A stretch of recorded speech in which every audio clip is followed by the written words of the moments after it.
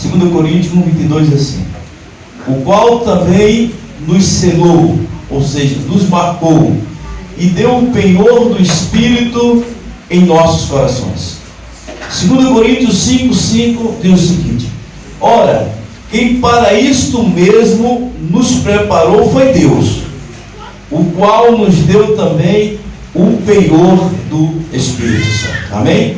Podem sentar, já foi orado, e que o Espírito Santo de Deus, assim como eu necessito desse alimento, assim como a igreja, e aqui nós viemos para adorar e bendizer o nome do Senhor, Glória a Deus. Culto a Deus. Aleluia. E o nome dele tem sido exaltado aqui. Amém. E que através da sua palavra também ele seja exaltado. E aí nós dependemos da graça, da misericórdia do Senhor, da unção do seu Espírito, porque ele quem é o ministrante da palavra. Glória a Que Deus. nós possa ser um instrumento usado por ele. A ferramenta, ela não tem vontade própria, ela se dispõe, e quando ela é convocada, assim o seu Senhor usa. E que nessa noite Deus possa nos usar. Bem, falando de penhor, penhor quer dizer uma garantia de um pagamento. Ou seja, eu empenhoro algo que depois vai ser resgatado com o pagamento. Então o Senhor, ele que nos dá a garantia de certa coisa que se realizará em seu devido tempo. O Espírito Santo e as suas influências são o penhor da nossa herança.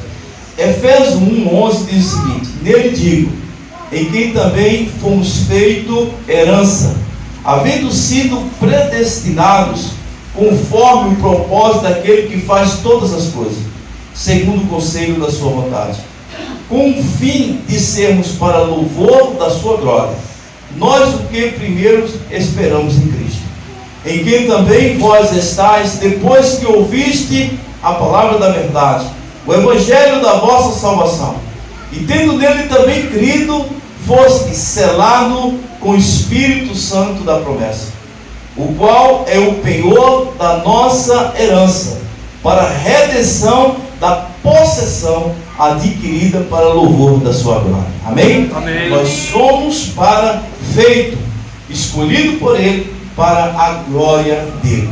Em nós manifesta a glória de Deus. O Espírito Santo sobre a nossa vida é para a glória dele.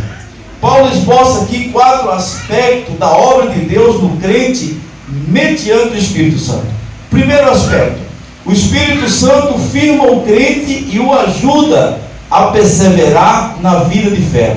Segundo aspecto: o Espírito Santo unge o crente para revesti-lo de poder. Terceiro aspecto: o Espírito Santo é o selo oficial da possessão de Deus.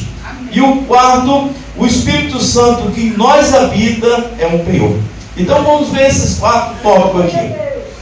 Primeiro aspecto: o Espírito Santo firma o crente e o ajuda a perseverar numa vida de fé. Em 1 Pedro, capítulo 1, versículo 5, diz o seguinte: que mediante a fé estás guardado na virtude de Deus, para a salvação já preste para se revelar no último tempo. Quer dizer, que mediante a fé estás guardado na virtude, ou seja, do poder de Deus. A fé também apresenta a nós a confiabilidade. Sem fé é impossível agradar a Deus. Este versículo, ele nos fala de algumas verdades. Os crentes estão guardados na virtude de Deus contra todas as forças do mal, que ameaça destruir sua vida e a sua salvação. Confiamos nisso? 2 Timóteo 4,18 diz: e o Senhor me livra de toda má obra, e guarda-me para o seu reino celestial, a quem seja glória para todos sempre. Amém. Irmãos, estamos falando aqui de bênçãos espirituais, promessas espirituais que Deus tem para nós, que é muito mais importante do que as promessas e as bênçãos materiais. Elas são passageiras, mas as espirituais, essas são eternas. Amém. Judas 24 diz o seguinte: ora, aquele que é poderoso para vos guardar de tropeçar, apresenta-vos irrepreensível com alegria perante a sua glória. O verso 25: ao único Deus sábio, Salvador nosso, seja glória e majestade, domínio e poder, agora e para todos sempre. Amém. Aleluia. O Deus que nós servimos, Ele é poderoso para nos guardar contra toda obra maligna, contra todo investimento satânico, contra a nossa vida e a nossa salvação. É no Senhor que nós confiamos, é em Dele que nós se apresentamos. Essa é a confiabilidade do cristão. Os textos em Romanos 8, a partir do versículo 31, diz o seguinte: que diremos, pois, estas coisas? Se Deus é por nós, quem será contra nós? Quem pode ser contra nós se Deus é por nós, o Criador do céu e da terra, e todas as coisas que Ele fez? Tem alguém mais poderoso do que o nosso Deus? Então aprendamos a confiar no Senhor, que não acontece nada que Deus também não permite. Ele nos guarda, e como a irmã aqui estava testemunhando, as lutas vêm para nos preparar. Aleluia. Glória a Jesus. O verso 32, ainda continuando em Romanos 8: aquele que nem mesmo a seu próprio filho poupou, antes o entregou por todos nós, como nos não dará também com ele todas as coisas? Ele deu o seu próprio filho por nós, ainda quando nós éramos inimigos dele. Mas ele fez isso porque ele nos amou. Amém. E ele deu o seu filho para pagar, os nossos pecados. Quem é que condena? Pois é Cristo, quem morreu, ou antes, quem ressuscitou dentre os mortos, o qual está à direita de Deus e também intercede por nós. Aleluia. Quem nos separará do amor de Cristo? A tribulação ou a angústia? Ou a perseguição ou a fome? Ou a nudez ou o perigo ou a espada? Como está escrito: por amor de ti somos entregues à morte todo dia, somos reputados como ovelhas para o matador. Mas em todas essas coisas somos mais do que vencedores por aquele que nos amou. Porque estou certo de que nem a morte, nem a vida, nem os anjos, nem os principados, nem as potestades, nem o presente, nem o porvir, nem a altura, nem a profundidade, nem alguma outra criatura nos poderá separar do amor de Deus que está em Cristo Jesus, nosso Senhor. Amém? Essas são as palavras que o Senhor nos dá de confiança nele, e que nada venha nos tirar da presença do Senhor, nada venha nos separar do amor de Cristo. Luta, tribulação, às vezes nós pensamos só em dificuldade, mas tem pessoas também que se afastam do caminho do Senhor por ter sido abonado, por ter ganhado dinheiro, por ter se elevado de posição, esqueceu do Senhor. Tem pessoas que buscam o Senhor nas adversidades, mas quando estão numa vida tranquila, pacata, esquecem de buscar o Senhor e de agradecê-lo. Nada pode nos separar do amor de Cristo. Verdade, Senhor. A condição necessária para a proteção de Deus é a fé. Efésios 2,8 diz o seguinte: porque pela graça sois salvos, por meio da fé. E isto não vem de vós, é dom de Deus. Aleluia. Porque pela graça sois salvos, por meio da fé. E ele diz: isto não vem de vós, é dom de Deus. É um presente de Deus.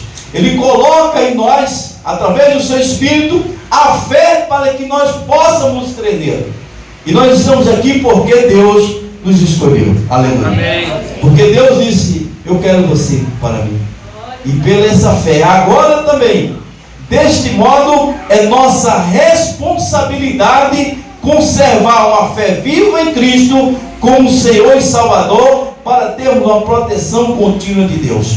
Como agora faremos para conservar uma fé viva em Cristo? orando, buscando a presença do Senhor e o principal, meditando na sua palavra. Porque a fé vem pelo ouvir e ouvir a palavra do Senhor. Nós não podemos ser relapso na questão dessa fé, mas buscarmos grandemente ao Senhor, meditando na sua palavra, porque é através do conhecimento do Senhor que nós se aproximamos mais dele. Se nós não tivermos conhecimento, como podemos adorar? Alguns dos irmãos, ou a maioria aqui, não me conhece, não sabe qual é a minha profissão.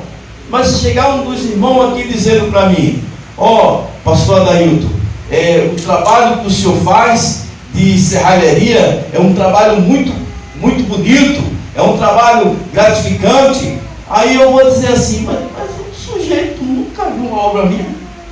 Que elogio é esse?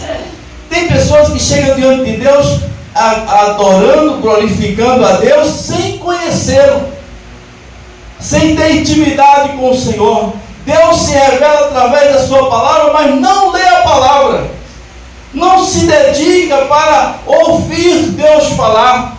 As maiores profecias estão aqui na palavra. É quando eu leio que Deus revela. É Deus aqui se revelando para o homem. Como uma pessoa diz que quer conhecer a Deus e não conhece a sua palavra, a sua manifestação. O Senhor se manifesta através da palavra. Aí quando eu conheço, eu digo: Deus, tu é maravilhoso, Deus, tu é bondoso, Deus, tu fiz. Eu atribuo a Deus através do conhecimento que eu tenho para Ele. Oh, glória a Deus! Sem conhecimento não tem intimidade com Deus. Verdade.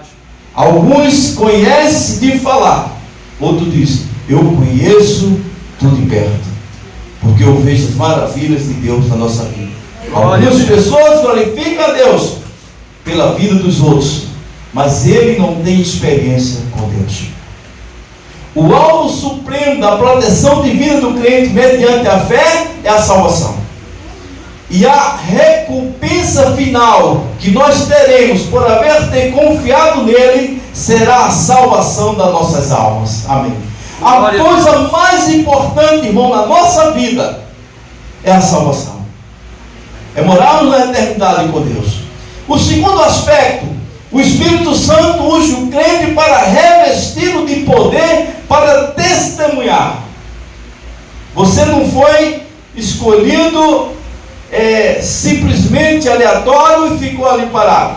Em Atos capítulo 1, versículo 8 diz: mas receberei a virtude do Espírito Santo que há de vir sobre vós, e ser-me-ei testemunhas. Aí ele diz: tanto em Jerusalém como em toda a Judéia e Samaria e até os confins da terra, para realizar a obra de Cristo. E a questão de ser testemunha, ela é interessante.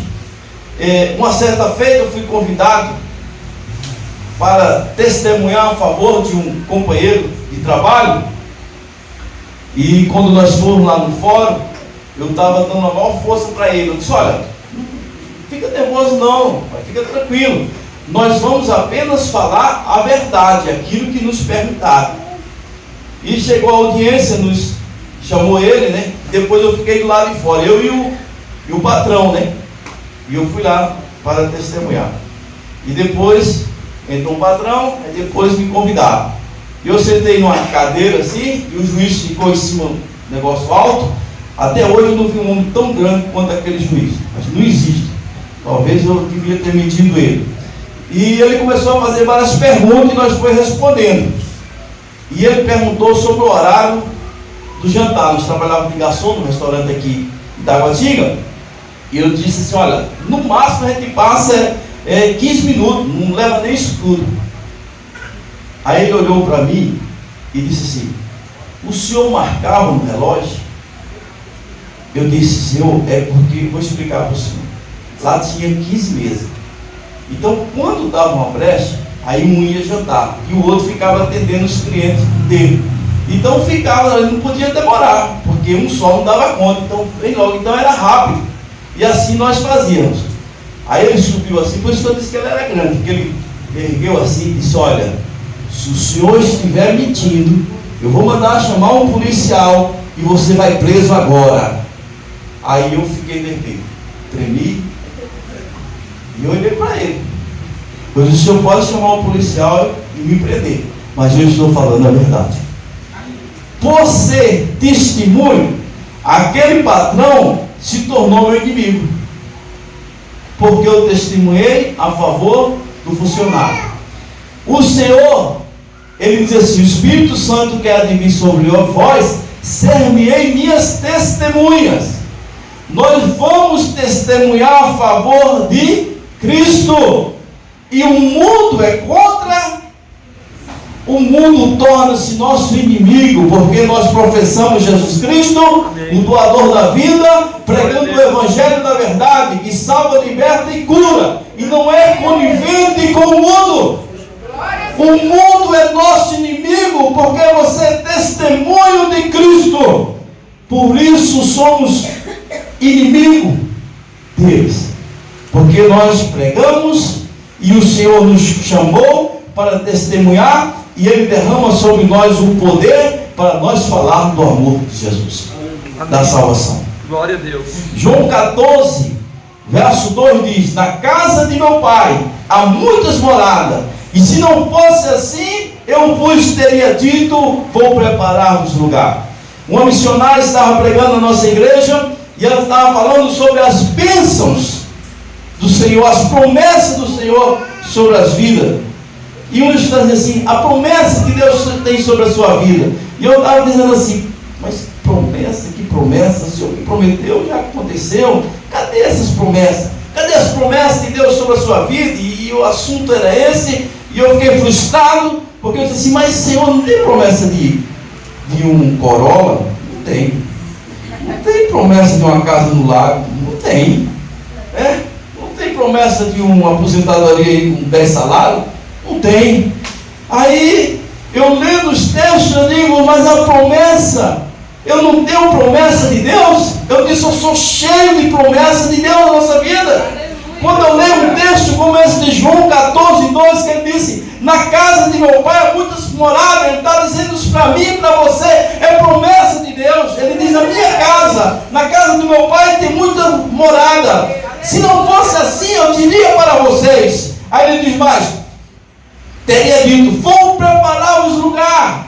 Ele tem uma promessa para mim e para você, que ele diz: eu vou nos preparar lugar. E o verso 14, 3 diz: e quando eu for e vos preparar lugar, virei outra vez e vos levarei para mim mesmo. Aleluia.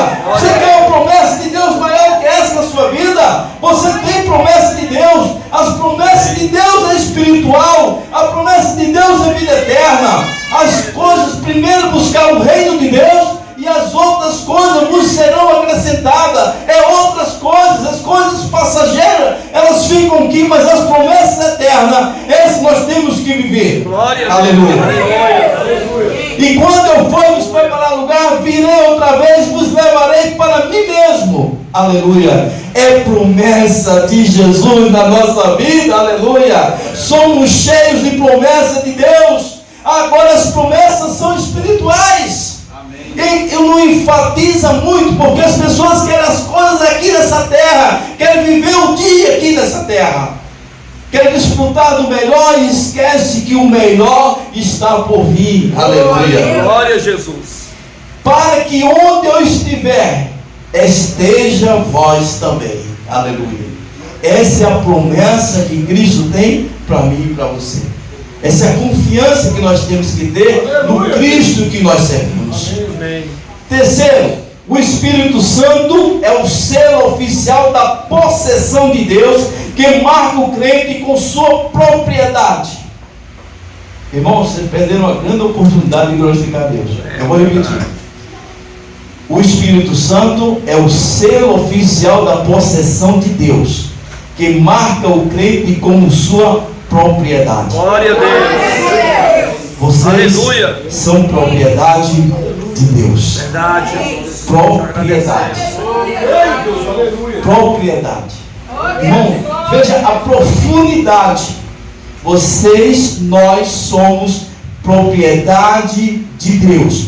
E que produz um caráter santo na sua personalidade. Aleluia. Nós fomos transformados, aleluia, como novas criaturas por Cristo Jesus e tornamos propriedade dele, para a glória dele, para a manifestação dele, para sermos servo dele.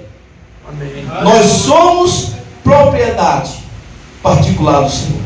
2 Coríntios 3,18 diz: mas todos nós, com o rosto descoberto, refletimos como espelho a glória do Senhor. Somos transformados de glória em glória, na mesma imagem como pelo Espírito do Senhor. Aleluia. Irmão, a riqueza do crente, a nossa riqueza não está em coisas palpáveis. A riqueza do crente é a unção do Espírito Santo na vida dele. Oh, glória a Deus. E um versículo que eu tenho Glória. como termômetro do crente. Talvez ele diga assim: mas eu não sei que situação estou, se o que eu estou fazendo eu sou merecedor, ou as minhas atitudes. Gálatas 5,22 diz: mas o fruto do Espírito é amor, gozo, paz, longanimidade, benignidade, bondade, fé, mansidão, temperança, domínio próprio. Essa é a manifestação de que nós temos o Espírito Santo. Não é a má temperança, mas é a temperança, o domínio próprio. É o amor para com o nosso próximo. Isso é o fruto do Espírito Santo que se manifesta em nós. E nós tomamos Glória a atitude a que as Aleluia. pessoas lá fora não conhecem e não entendem. Quando Deus disse para Jonas: vai à cidade de Nínive pregar sobre aquela cidade. E Jonas disse: eu não vou. E ele pegou um barco e vai para o oposto daquilo que Deus mandou. Jonas, na sua justiça, ele disse: eu não vou, porque esse Deus é misericordioso e ele vai perdoar os ninivitas. E eu não quero, porque vai prevalecer. Jonas queria que prevalecesse a sua justiça. Jonas queria que os inimigos do seu povo morressem. Porque certamente familiares, parentes de Jonas morreu quando invadiram Israel e quantos mataram e escravizaram. Agora Deus diz: vai para lá, Jonas, e prega aquele povo, prega para aquele povo a minha mensagem, que se eles se arrependerem, eles vão morar no céu. Nós hoje vimos se você assistiu um jornal, se botar uma bacia lá embaixo, vai cair sangue, porque nós só vemos cada vez pior assassinato, coisas horrendas. E às vezes nós vemos tanta atrocidade que com certeza nós não gostaríamos que aquela pessoa ela tivesse um juízo. É quando nós dizemos assim: olha, aquela pessoa estrupou, matou, destruiu uma família. Aí nós dizemos assim: que Deus cuide dele. Mas às vezes o nosso coração, nós queremos que Deus extermine. E a justiça de Deus não é a nossa justiça, porque Deus quer que todos se salvem. E quando nós pensamos na nossa justiça como Jonas pensou, pensamos errado. E Deus diz para nós: pregue para o assassino, pregue para o ladrão, pregue para a prostituta, porque Ele quer ver a sua obra sendo feita. Então essa justiça, a justiça de Deus não é a nossa justiça. E nós temos que ter amor, combater o mal com o bem, que às vezes se torna difícil.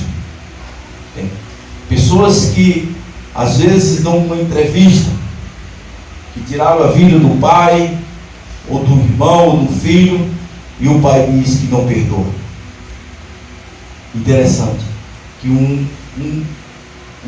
delinquente desse tira a vida de um pai de família, destrói uma família, e o familiar não perdoa, e esse delinquente é levado para o presídio, e ali ele confessa seu pecado a Jesus e aceita, e vai herdar o céu. E aqueles que não perdoar não vão herdar. Lá em Belo Horizonte, eu conheci porque foi um pastor que congregou nessa igreja, a Igreja Batista. Eles moravam próximo da igreja e uma criança de 8 anos de idade. Os pais estavam se preparando e ela saindo na frente para vir para a igreja, e uns delinquentes cheios de droga, 3 jovens. Eles pegaram essa criança, estupraram a criança e depois colocaram dentro dos pneus e tocaram fogo. E foi um golpe muito grande para a igreja. Essa família, e era sua filha única, eles foram para o presídio evangelizar esse jovem. E eles aceitaram Jesus e foram congregar na igreja. Glória a Deus. Irmãos, como está o nosso perdão pelos nossos inimigos? Será que nós somos menos pecadores do que Ele? Ou para Deus todos somos pecadores?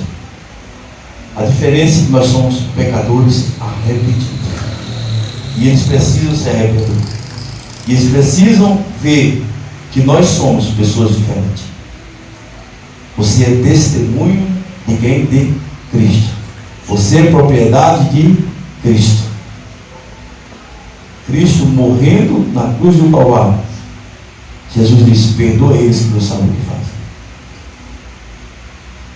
Efésios 1,13 diz: em quem também vós estáis, depois que ouviste a palavra da verdade, o evangelho da vossa salvação, e tendo nele também crido, fosse selado com o Espírito Santo da promessa. O Espírito Santo que em nós habita é um penhor, isto é, uma garantia para o crente e ao mesmo tempo as primícias da vida melhor com Cristo no futuro.